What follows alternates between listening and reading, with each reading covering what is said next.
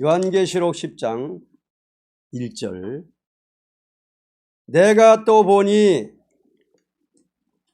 힘센 다른 천사가 구름을 입고 하늘에서 내려오는데 그 머리 위에 무지개가 있고 그 얼굴은 해 같고 그 발은 불기둥 같으며 10장은 약속 공개입니다. 다른 천사가 세 번째 나타난 사실은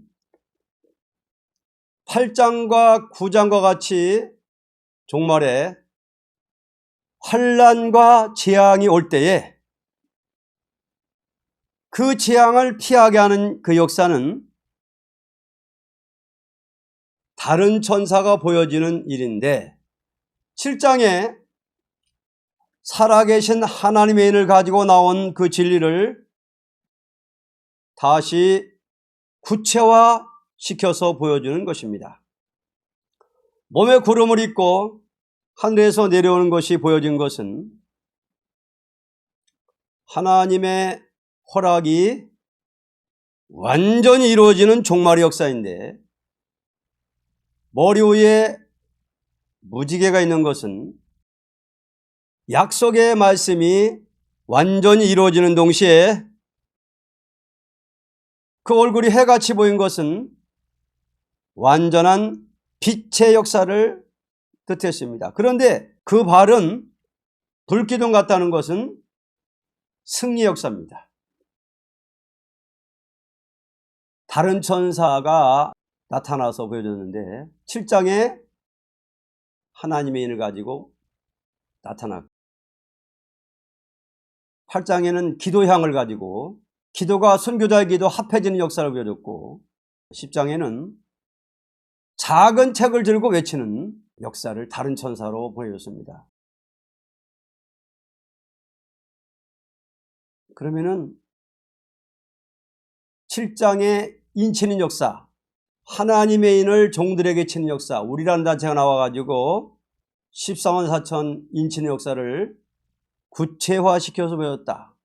7장의 목록적으로 보여진 계시를 10장에서는 완전히 구체적으로 변론하는 책입니다. 그러면 1절에는 이거 뜻이 굉장히 여러 가지예요. 뜻이 힘센 다른 천사라고 그랬거든요.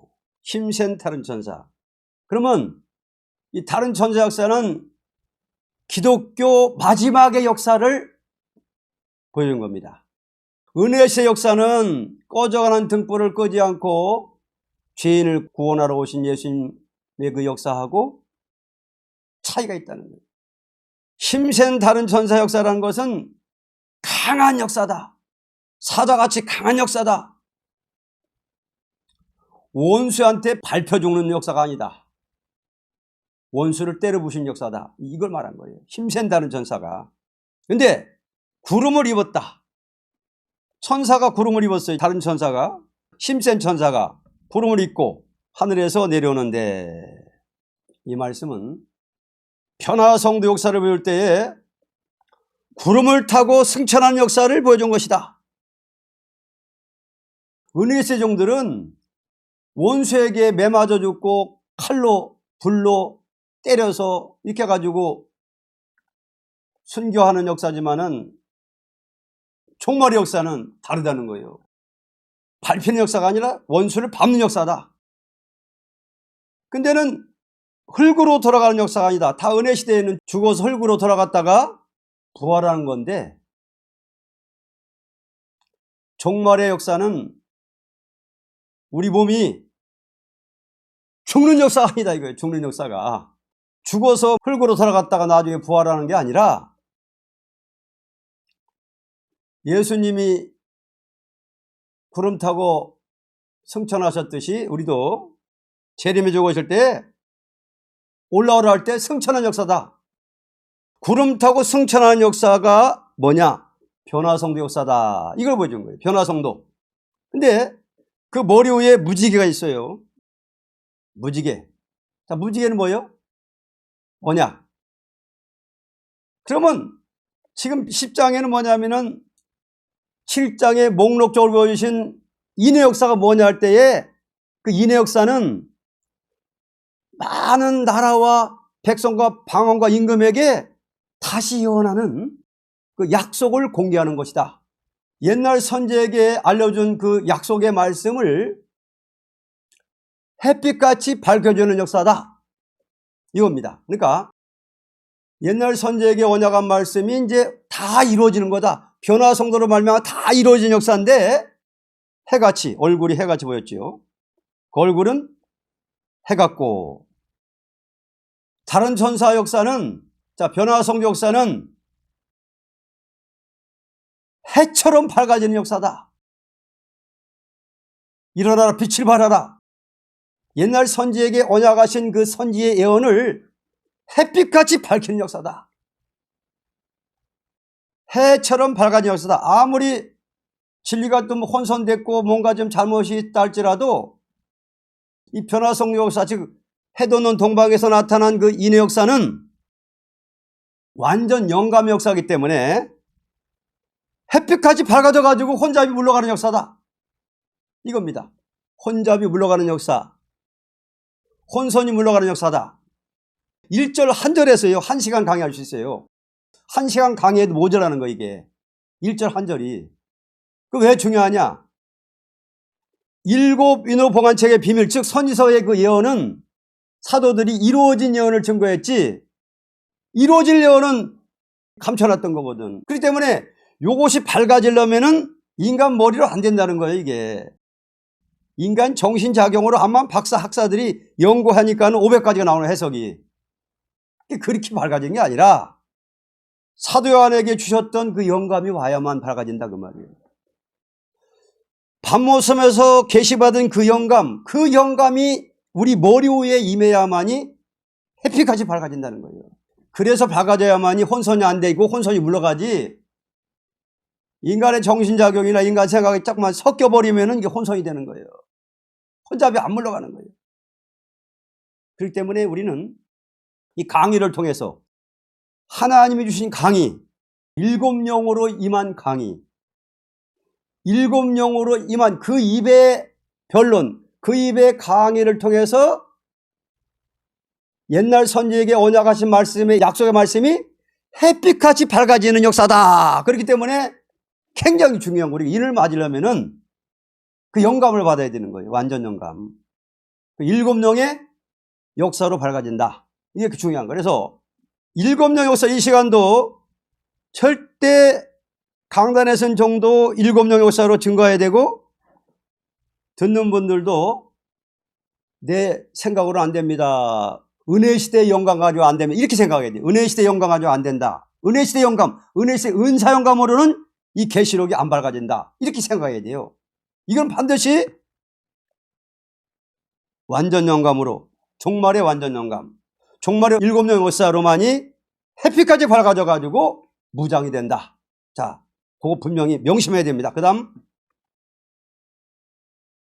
2절, 그 손에 펴놓인 작은 책을 들고 그 오른발은 바다를 밟고 왼발은 땅을 밟고. 그 손에 펴놓은 작은 책을 들고 그 오른발은 바다를 밟고 왼발은 땅을 밟고 나타난 것은 한마디로 말하면 뭐냐? 세계적인 승리 역사다. 그 말입니다. 세계적인 승리 역사다. 세계적인 역사다. 그 말입니다. 이제 뭐 3년 반이면은 세계를 다 그냥 깨우치는 역사예요. 3년 반이면은 옛날 선지에게 주신 그 언약의 말씀을 햇빛같이 밝히는 데는 3년 반이면 세계를 갖다가 복음화시킨다 이거예요. 세계적인 역사다. 그러면 세계적인 역사인데는 뭐같이 역사하느냐? 3절입니다. 사자의 부르짖는 것 같이 큰 소리로 외치니 외칠 때 7 우레가 그 소리를 바라더라. 그럼 작은 책을 가지고 크게 외치는 데는 사자의 부르짖는 것 같이 큰 소리로 외치는 때에 일곱 우레가 발한 것은 종말의 역사가 강하게 일어나서 세계를 각성줄 때는 진노의 날이라는 것입니다. 진노의 날. 진노의 날. 하나님이 2000년 동안 참으셨는데, 6000년 동안 참으셨는데, 마지막 종말의 역사가 나와가지고 사자같이 크게 외치면서 세계를 갖다가 경고나팔 불고 나면은 진노의 날이 온다는 거예요. 하나님이 진노의 날. 심판한다. 그러니까 하나님이 작은 책을 깨달아지게 하고 선지서가 깨달아지고 일곱 영으로 깨달아지고 완전 영감으로 깨달아지고 환하게 밝아지는 종들은 사자같이 강하게 들어쓴다는 거예요. 힘센 다른 천사라는 게 그 말이에요. 그만큼 종말의 역사는 사자같이 강한 역사라는 거예요. 경고해도 그냥 강하게 부르짖고 강하게 외치고 강하게 경고한다는 거예요. 은혜 시대에 개인 죽은 영을 살리는 역사, 죄인을 구원하는 역사하고 차이가 있다는 거예요. 이거는 경고도 강하게, 역사도 강하게 사자같이 강권 역사. 그래서 이렇게 이 복음을 아멘으로 받아들이는 사람들은 사자 같은 인격을 만들어 준다는 겁니다. 그래가지고 사자같이 외치게 하고 세계적인 승리 역사다. 이 역사는 일곱 영 역사를 자꾸만 받으면은 강해지는 역사예요. 계시록 6장에 보면 붉은 말 탄 자가 큰 칼 들고 나와가지고 땅에 화평을 재어버리고 서로 죽이게 하는 이 세력도 하나님이 강하게 높인다 그랬어요. 계시록 8장처럼 강하게 막 그냥 혁명으로 나온다는 거예요. 이사야 선지도 북방 세력이라고 그랬고 나홈 선지도 붉은 군대라고 그랬고 유엘서는 강한 군대라고 그랬어요. 8장과 9장 같은 강한 북방 세력이 나오고 하나님 대적이 나오니까 하나님 편에서도 뭐예요? 강한 의의 역사가 나오는 거예요. 사자같이 강한 역사가. 독수리 같은 역사. 악의 독수리가 강하게 나오니까 의의 독수리들이 강하게 나오도록끔 역사한다는 거예요. 강권으로. 이런 역사가 이제 나타난 겁니다. 그 다음 4절로 7절 일곱 우레가 발할 때에 내가 기록하려고 하다가 곧 들으니 하늘에서 소리나서 말하기를 일곱 우레가 발한 것을 임봉하고 기록하지 말라 하더라. 내가 본 바 바다와 땅을 밟고 섰는 천사가 하늘을 향하여 오른손을 들고 세세토록 살아계신 자 곧 하늘과 그 가운데 있는 물건이며 땅과 그 가운데 있는 물건이며 바다와 그 가운데 있는 물건을 창조하신 이를 가리켜 맹세하여 가로되 지체하지 아니하리니 일곱째 천사가 소리내는 날 그 나팔을 불게 될 때에 하나님의 비밀이 그 종 선지자들에게 전하신 본과 같이 이루리라. 아멘. 우레소리에 대해서 기록하려고 하니까 아무런 것도 기록하지 말라고 한 것은 무슨 뜻이냐? 말세의 종은 진노의 날에 재앙이 하등 관계가 없다는 것입니다. 왜냐하면 이 재앙은 악한 세상을 벌하기 위한 진노이니 말세의 종은 살아계신 하나님의 말씀대로 될 것을 믿고 심판의 비밀인 과거의 선지들이 전한 본과 같이 이루어진다는 것을 증거할 것 뿐이다 라는 뜻입니다. 그러니까 두려워하지 말라는 거예요. 진노는 너희들하고 상관없으니까. 그럼 너희들은 계시록을 깨닫고 선지서를 깨닫고 과거 선지들이 전한 본과 같이 이루어진다는 것을 증거할 것 뿐이다 이 뜻입니다. 그리고 이제 증거하면은 세계적으로 다 증거하면은 이제 진노의 날이 오니까 그때 상관이 없다 이거 우리하고는.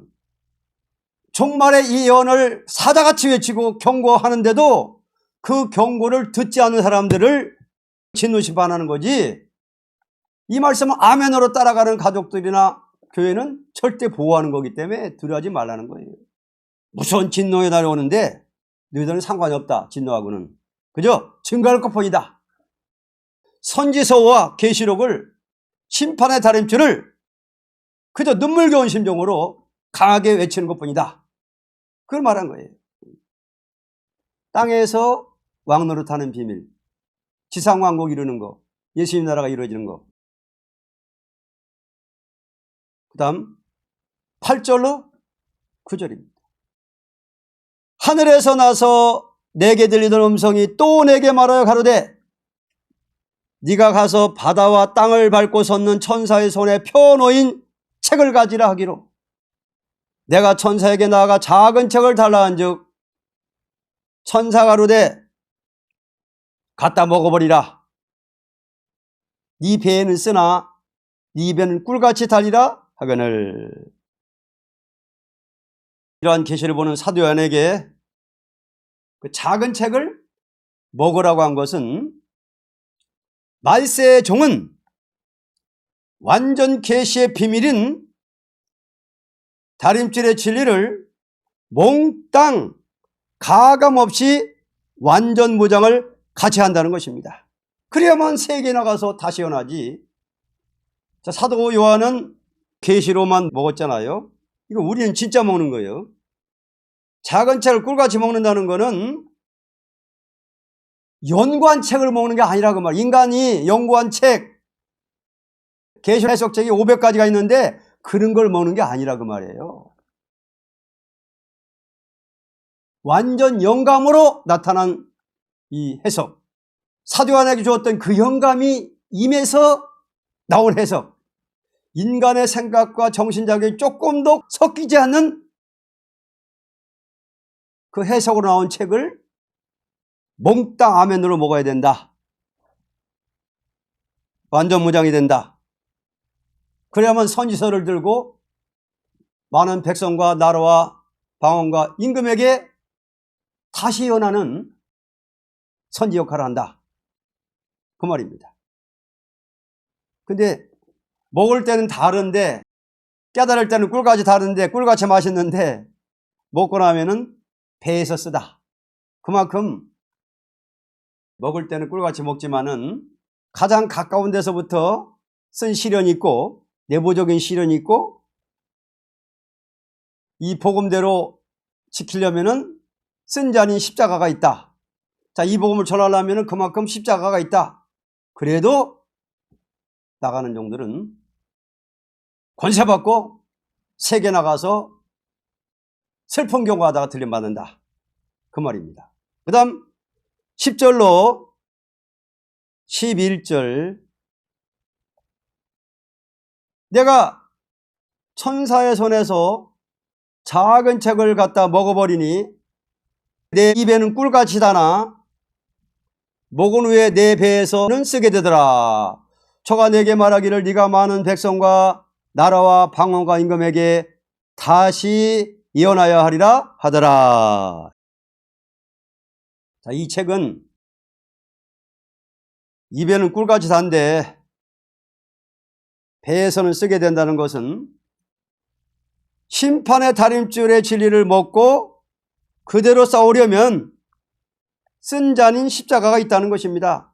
많은 백성과 나라와 방언과 임금에게 다시 예언하여야 한다고 말한 것은 다림줄의 진리를 누구나 다 듣도록 세계적으로 전할 책임이 있다는 것입니다. 왜냐하면 하나님은 그 말씀을 정확히 알도록 증거하고야 심판을 하기 때문입니다.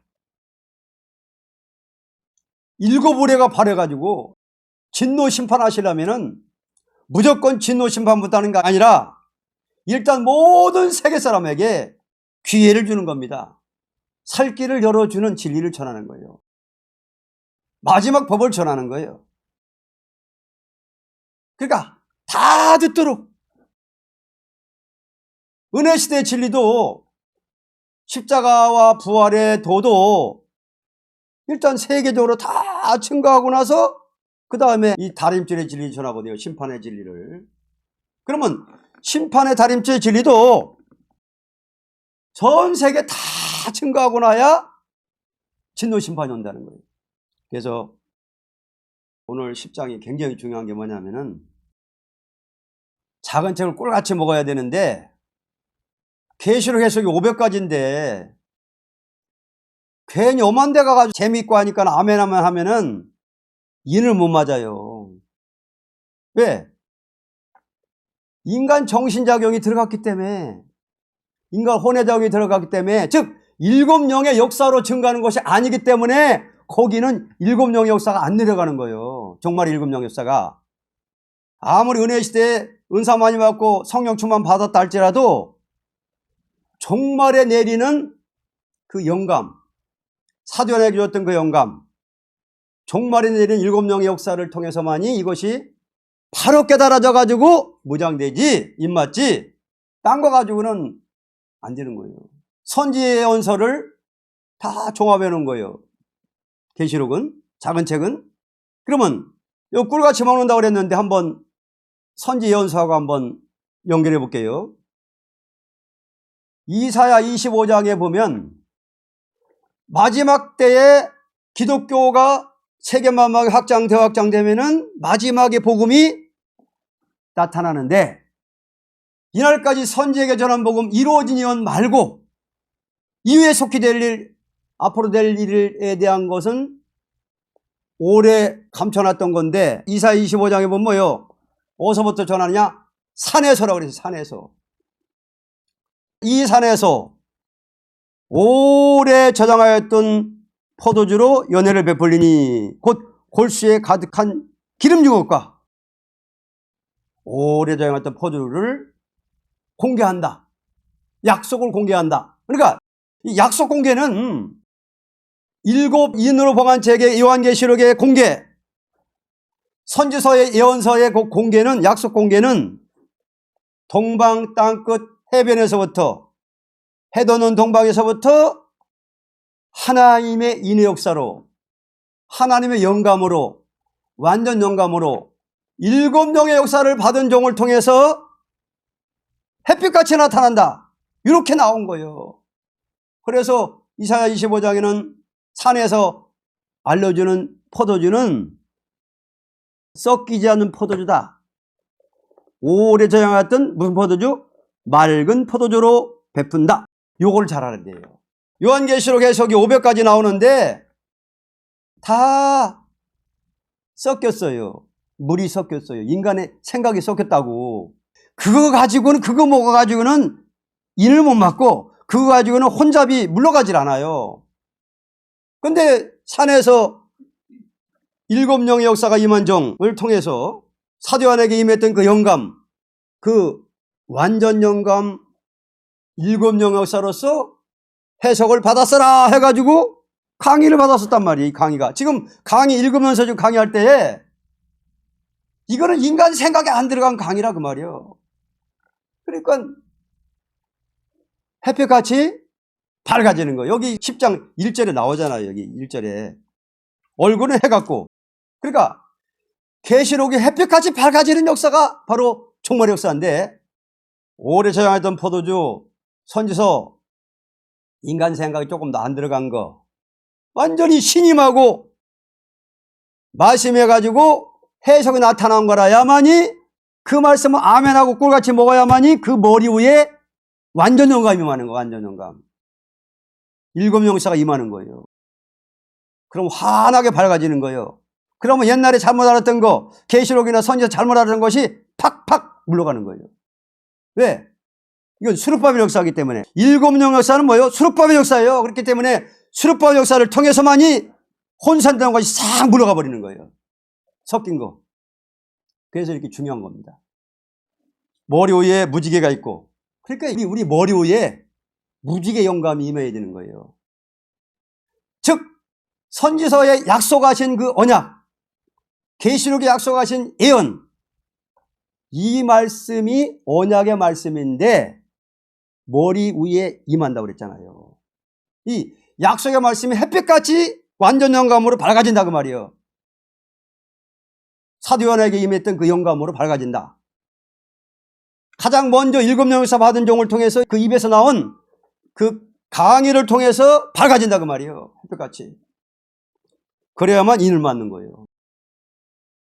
그래서 요한계시록이나 선지서는 은혜시대 은사를 암만 많이 받은 종이라도 절대 해도 없는 동방에 나오는 이 역사 아니면은 정확하게 밝아지지 않는 거예요. 이거 분명히 알아야 됩니다. 저도 과거에 계시록을 머리에 3번이나 무장해 놓고 있었는데 답답했었는데 뭐 해석이 뭐 여기저기 혼선 많이 안 됐어요. 근데 답답했었는데 이 강의서, 산에서 나온 이 강의서, 이거를 간절히 믿고 아멘으로 강의를 읽을 때에 햇빛같이 밝아지는 체험 받아가지고 혼선된 것들이 싹 물러가 버렸습니다. 이 강의록 읽을 때에 햇빛같이 밝아져가지고 싹 물러가 버리고 이 해석이요 그냥 새겨져 버렸어요. 이게 은혜시대 은사영광 가지고 안 된다니까 이것이요. 이건 체험이에요. 기독교는 체험의 역사예요. 그래서 얼굴을 해갖고 그러니까 이 햇빛같이 밝혀주는 역사고 마지막 이보다 더 밝은 역사 없는 거예요. 이게 해 돋는 동방에서부터 나온 이 역사가. 그리고 발은 붉게 났다는 거. 강한 역사다. 그러니까 사자같이 강한 역사인데 이걸 막을 자가 없다는 거예요. 해하려면은 어떻게 해요? 입에서 불이 나가지고 원수를 소멸하는 역사. 이거는 원수한테 밟히는 역사가 아니라 강한 역사인데 천천만의 순교의 원한을 갚아주는 역사 이게. 그래서 10장은 약속 공개입니다. 7장에 목록적으로 임한 계시 말씀을 본론적으로 구체적으로 해석해 준 것이 10장입니다. 11장에도 나옵니다. 나오는데 이 중에서 가장 중요한 것은 정신작용으로 듣거나 머리로 듣거나 하면 이게 안 깨달아진다는 거예요. 항상 은혜시대에 영감은 안 된다. 기독교 종말에 동방에서 나온 7명의 역사로만 깨달아진다. 완전 영감으로 깨달아진다. 이렇게 딱 믿고서 순수한 마음을 가져야만이 깨달아지는 거예요. 그거 분명 알아야 됩니다. 그래야만이 햇빛같이 밝아진다는 거지. 계속 12장에 그랬잖아요. 해를 입은 여자로 해를 입은 여자. 그래서 우리가 초대교회는 해를 입어야 되는 거예요. 해 돋는 동방에 나타난 이 예언의 말씀이 햇빛같이 밝아져야 되는 거예요. 그러니까 우리는 남의 말이나 듣고 따라가는 정도가 돼서는 안 돼. 이 말하면 이 말이 옳고 저 말하면 저 말, 이 정도 갖고 안 되고 내 자체가 강의를 들을 때 그 영감이 와가지고 머리에 임해가지고 7명의 역사로서 환히 밝아지면은 해를 입은 여자가 되는 거예요. 초대교회 되는 겁니다. 그래서 우리가 초대교회 이루는 것이 목표예요. 초대교회 분명적으로 체험했어요. 혼잡이 물러가고 혼선이 물러가는 것은 해 돋는 동방에 산에서 나타난 해석을 통해서 딱 물러가더라. 이걸 경험한 겁니다. 그래서 듣는 분들도 절대 깨달아진 영감이 와야만이 정확히 깨달아지지 잘못하면은요 혼선돼 버려요. 자, 오늘은 여기까지 보겠습니다.